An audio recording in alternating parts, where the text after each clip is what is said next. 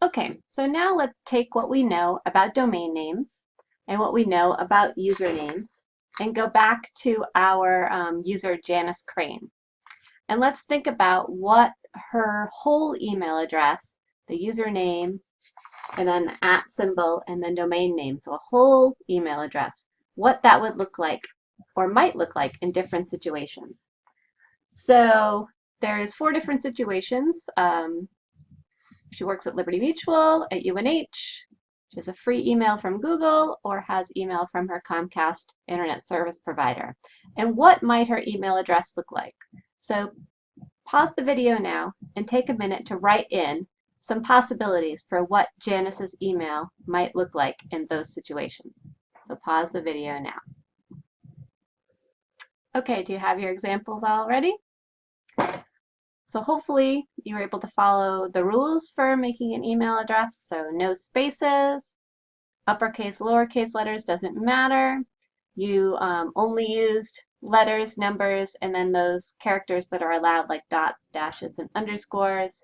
And then you have your @ symbol separating the username and the domain name. So let's see what I came up with. Yours will probably be a little different from mine because there could be a lot of possible answers to this. But here's what I have. So if Janice works at Liberty Mutual, I put j.crane@libertymutual.com. So I have a domain name that matches her possible workplace and then a username. And in this case, I have a dot in the username, and that's an OK character, and it's all lowercase.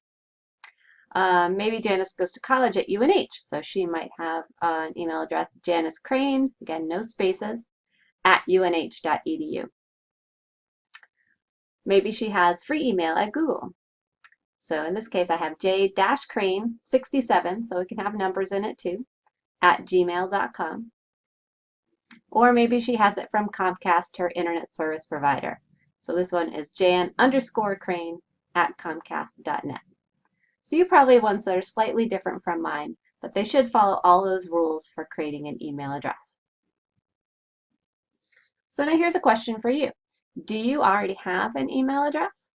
If you don't have one, you should see me during class time, and I can help you set up an email account for yourself so we can practice using an email account in the next lessons.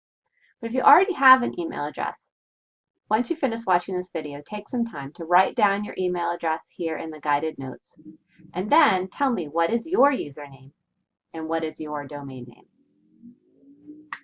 And that's the end of the Introduction to Email lesson.